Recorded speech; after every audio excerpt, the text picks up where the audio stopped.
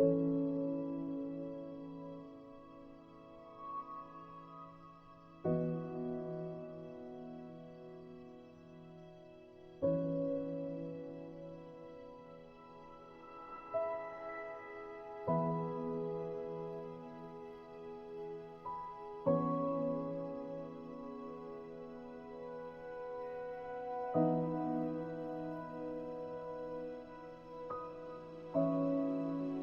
this video today, we're going to learn about the Crown of Thorns starfish removal program in Malapascua.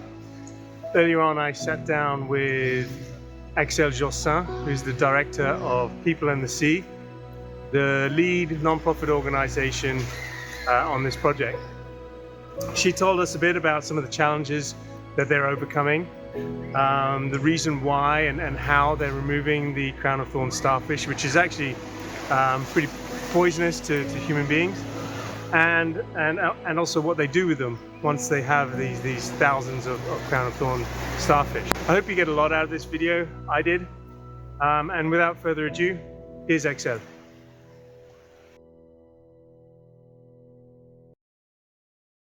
Crown of Thorns is not an invasive species, as some people may think. It is part of the ecosystem of a normal reef. But because there's an imbalance in the water, sometimes there's an outbreak. And you should normally see 1 or 2 Crown of Thorns on a 20 minutes swim. But at the moment, some of the reefs that I've got lots of hard coral cover, we see dozens, hundreds of them. And if they do, they will eat all of the reef. Crown of Thorns feed on corals, so when you see a big white patch on a coral colony, usually is that it's been eaten by a predator. And so Crown of Thorns act as every other sea star. They extrude their stomach and they just swallow all of the flesh of the coral and leave this white mark. They eat a lot. They can really decimate a whole patch of coral in a few weeks. So the best practice, and that was recommended by research institutes in Australia, is to either remove them straight away. So that's what we do when we duck dive with just snorkel when the reef is quite shallow. We remove them, put them straight into a bucket so that they cannot stress spawn in the water. Another method is and you would do that while diving, you can inject them with vinegar, and they almost die instantly. When you have a really, like the biggest outbreak we've had, we could remove 400 in 1 hour on a very small, on about 100 square meter of reef. So you can get hundreds on one reef.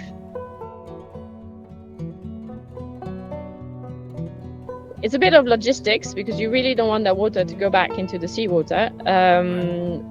But so if they've been injected with vinegar, you just let them in the sea and they will disintegrate almost instantly.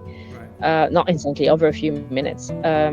If you've taken them in the bucket, then we take them back to land and we drag that bucket that's full of water and full of starfish well above the water line, and we just bury them. And they're mostly water organisms. So after a month, you can dig a hole again and everything has disappeared.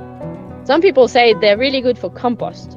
That's something that we've never looked into. I mean, it's got to be said, it's one of the few creature underwater that I am the most scared of, because if you touch one and like their spines are so full of poison, and it's something that can stay with you for months if not treated properly. So yeah, it's you don't really want to have to handle them, to be honest.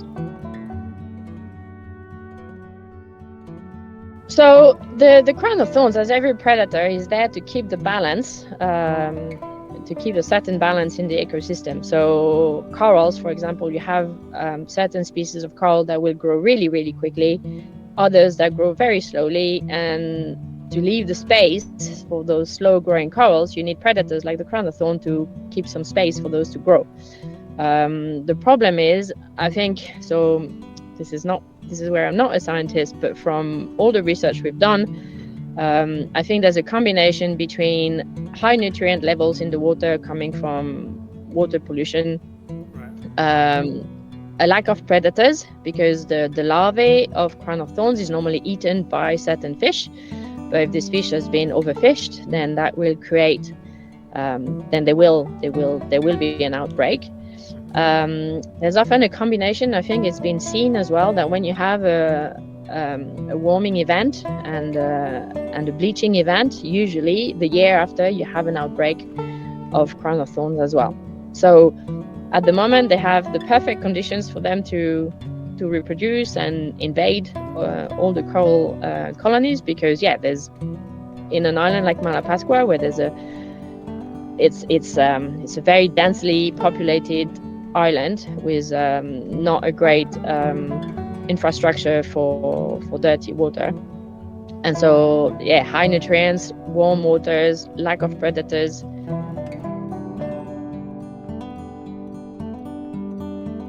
So one of the most emblematic species is a giant triton sea snail, and they can attack even adult crown of thorns.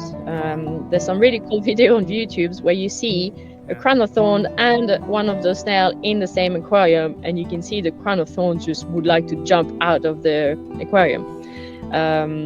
True, huh? Right. When they're small, so of course when they're adult size or even, a few centimeters, they're already so poisonous that is not many fish can eat them, but usually triggerfish can eat crown of thorns. Right. There surely are others, pufferfishes as well, pufferfish. Again, there's probably more, plus when they're small, probably a lot more fish, but if you don't have enough fish population, fish biomass to actually eat them, then that's again leading to outbreaks.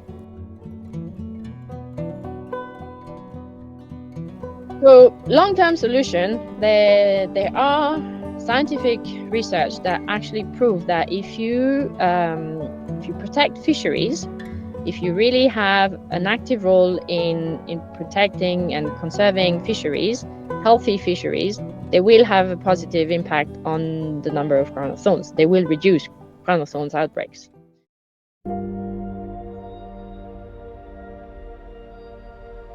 So thanks to Axel for taking the time to talk to us about some of the challenges that our team has overcome.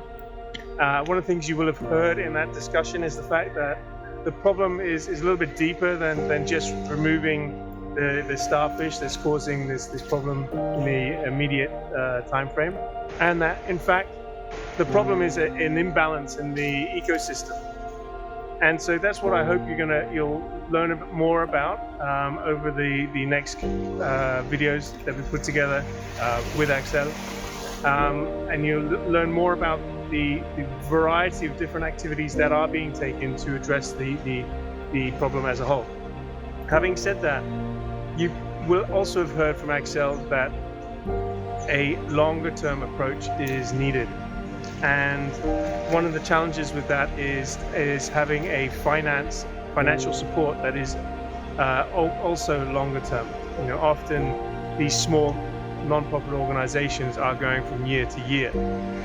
And so that's really the aim of the Malapascua Community Fund, to provide the community, people in the sea, as well as other organizations and even individuals, with a long-term, stable financial support for these kind of actions.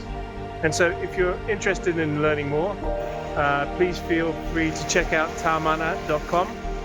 Otherwise, stay tuned for some of our next videos where we'll talk about some of the other issues that affect the island.